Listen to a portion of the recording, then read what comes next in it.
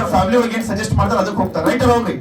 ಹಾ, ಸೊ ಒಂದೇನಪ್ಪ ಅಂದ್ರೆ 10th class ಒಳಗೆ ನಮ್ಮ ಪಕ್ಕಕ್ಕೆ ಯಾರು ಕುಂತಿರ್ತಾರಲ್ಲ ಅವ್ರು ಏನ್ ಕಲಿತಾರೆ ಮುದ್ದ ನಮಗೂ ಅದಕ್ಕೆ ಕಲಿಬೇಕು ಅಂತಿರ್ತದೆ. ಯಾಕಂದ್ರೆ ನಮ್ಮ ಲೈಫ್ ಒಳಗೆ ಅವಾಗ ನಮ್ಗೆ ಕ್ಲಾರಿಟಿ ಇರಂಗಿಲ್ಲ.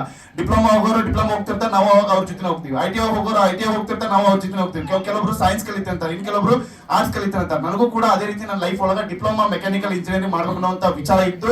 ಸೊ 10th ಎಕ್ಸಾಮ್ ಮುಗಿದ ನಂತರ ಫಾದರ್ದು ಕಾಲ್ ಫ್ರಾಕ್ಚರ್ ಆಯ್ತು. ಸೊ ಕಾಲ್ ಫ್ರಾಕ್ಚರ್ ಆದ ತಕ್ಷಣ ನಾನು ವಿಚಾರ ಮಾಡಿದೆ, ಮನೆಯೊಳಗೆ ದುಡಿಯೋರು ತಂದೆಯವರು ಒಬ್ಬರೇ ಇದ್ರು. ಸೊ ಅದಕ್ಕೋಸ್ಕರ ನಾನು ವಿಚಾರ ಮಾಡಿದೆ, ಬೇಡ ಇನ್ಮೇಲೆ ನಾನು ದುಡಿಯಕ್ಕೆ ಡಿಸೈಡ್ ಮಾಡ್ತೀನಿ ಅಂತ ಹೇಳಿ. ಸೊ ಎಜುಕೇಶನ್ ಅಲ್ಲಿಗೆ ಡ್ರಾಪ್ ಮಾಡಿದೆ. ಡ್ರಾಪ್ ಮಾಡಿದ ಅನಿಸ್ತ ಲೈಫ್ ಒಳಗ ಏನಾದ್ರು ಒಂದು ಮಾಡ್ಬೇಕಲ್ಲ ಅಂತಂದ್ರೆ ಮದರ್ ಹೇಳಿದ್ರು, ಇಲ್ಲ ನಾನು ಸಾಲ ಸೂಲ ಮಾಡೋದು ನೀನು ಕಲಿಸ್ತೇನಪ್ಪ, ನೀ ಕಲಿ ಅಂತ ಹೇಳಿದ್ರು. ಸೊ ಅವರು ಕೂಡ ಬೇರೆ ಕಡೆ ಎಲ್ಲೋ ಕೆಲಸ ಮಾಡಕ್ ಹೋಗ್ತಿದ್ರು ಫ್ಯಾಕ್ಟ್ರಿಗೆ. ಸೊ ನನಗೆ ಅದು ಇಷ್ಟ ಆಗ್ತಿರ್ಲಿಲ್ಲ ಅವ್ರು ಕೆಲಸ ಮಾಡೋದು. ಬಟ್ ತಂದೆಯವ್ರು ಹಂಗೆ ಸಿಚುವೇಶನ್ ಇರೋದ್ರಿಂದ ನಾನು ಜವಾಬ್ದಾರಿ ತಗೊಂಡೆ, ಮನೆ ಜವಾಬ್ದಾರಿ ತಗೊಂಡು ಹೋಟೆಲ್ ಒಳಗೆ ಕೆಲಸ ಮಾಡೋದಾಯ್ತು, ಟೈಲ್ಸ್ ಕೆಲಸ ಮಾಡೋದಾಯ್ತು, ಗೌಂಡಿ ಕೆಲಸ ಮಾಡೋದಾಯ್ತು, ಮದುವೆ ಮನೆ ಒಳಗ ಕ್ಯಾಟರಿಂಗ್ ಸರ್ವಿಸ್ ಮಾಡ್ತಾರೆ ಗೊತ್ತ್ರಿ, ಅಡಿಗೆ ನೀಡ್ತಾರೆ ಗೊತ್ತಾ, ಆ ಕೆಲಸ ಆಯ್ತು, ರೋಡ್ ಸೈಡ್ ನಿಂತು ಪಾಂಪ್ಲೆಟ್ ಹಂಚೋದಾಯ್ತು, ಇವೆಲ್ಲ ಆಕ್ಟಿವಿಟೀಸ್ ಮಾಡ್ಕೊಂಡಾದ್ಮೇಲೆ ಅನಿಸ್ತು ಇನ್ನೂ ಏನೋ ಮಾಡ್ಬೇಕಲ್ಲ ಅಂತಂದು ಆಟೋ ಫೀಲ್ಡಿಗೆ ಬಂದ್ವಿ. ಆಟೋ ಒಂದು 3-4 ವರ್ಷ ಹೊಡಿದ್ವಿ. ಲಾಸ್ಟಿಗೆ ಆಟೋ ಹೊಡಿ ಟೈಮ್ ಒಳಗೆ ಏನ್ ಅನಿಸ್ತು ಅಂದ್ರೆ ಆಟೋದೊಳಗೂ ಸಾಕಿನ್ನ ರೆಸ್ಪೆಕ್ಟ್ ಇಲ್ಲ, ಎಲ್ಲರೂ ಒಂದು 10,000-12,000 ಕೆಲಸ ಸಿಕ್ಕರೆ ಸಾಕಪ್ಪ ಅಲ್ಲಿ ಹೋಗೋಣ ಅನ್ನೋ ವಿಚಾರದಿಂದ ನಾನೇನ್ ಮಾಡಿದೆ, ಕೆಲಸ ಹುಡುಕಕ್ಕೆ ಸ್ಟಾರ್ಟ್ ಮಾಡಿದೆ. ಅದು 10th ರಿಸ್ಯೂಮ್ ಇಟ್ಕೊಂಡು ಬೇರೆ ಬೇರೆ ಕಡೆ ಎಲ್ಲ ಅಡ್ಡಾಡಿದೆ. ಬೆಂಗಳೂರವರೆಗೂ ಹೋಗಿ ಒಂದು ಬುಕ್ ಮಾಡೋ ಕಂಪ್ನಿ ಒಳಗೆ ಹೋಗಿ 1 ತಿಂಗಳು 2 ತಿಂಗಳು ಬುಕ್ ಕೂಡ ಮಾರ್ಬದ್ವಿ. ಆಮೇಲೆ ಅನಿಸ್ತು ಬೇಡ ಮತ್ತೆ ವಾಪಸ್ ಹುಬ್ಳಿಗೆ ಹೋಗಿ ಆಟೋ ಹೊಡಿ ಅಂತ ಹೇಳಿ.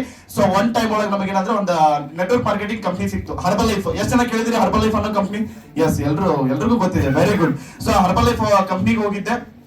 ಒಂದು ವಾರ 15 ದಿವಸ ಹೋದ್ಮೇಲೆ ಒಂದು ಇವೆಂಟ್ ಅಟೆಂಡ್ ಆಗಿದ್ದೆ.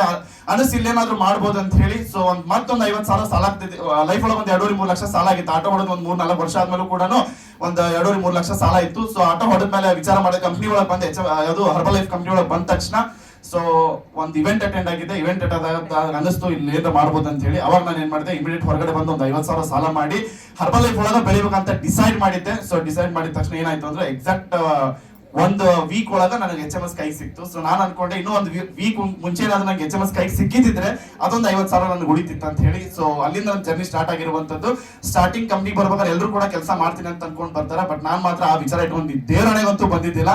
ಸೊ ಒಬ್ರು ಸೀನಿಯರ್ ಬಂದಿದ್ರು. ಸೊ ಇಲ್ಲೇ ನಮ್ಮ ಸುವರ್ಣ ಮೇಡಮ್ ಅವರು ಹುಬ್ಳಿಗೆ ಬಂದಿರೋ, ಹುಬ್ಳಿ ಬ್ರಾಂಚ್ ಸ್ಟಾರ್ಟ್ ಆದಾಗ ಸೊ ಅವ್ರಿಗೆ ಬಸ್ ಸ್ಟ್ಯಾಂಡ್ ಇನ್ವೈಟ್ ಮಾಡ್ಲಿಕ್ಕೆ ಅಂತ ನಾವು ಹೋಗಿದ್ವಿ. ಓಕೆ, ಸೊ ಸ್ಟೋರಿ ಕೇಳಕ್ಕೆ ಇಂಟ್ರೆಸ್ಟ್ ಇದ್ದೀರಿ ಎಲ್ಲರೂ?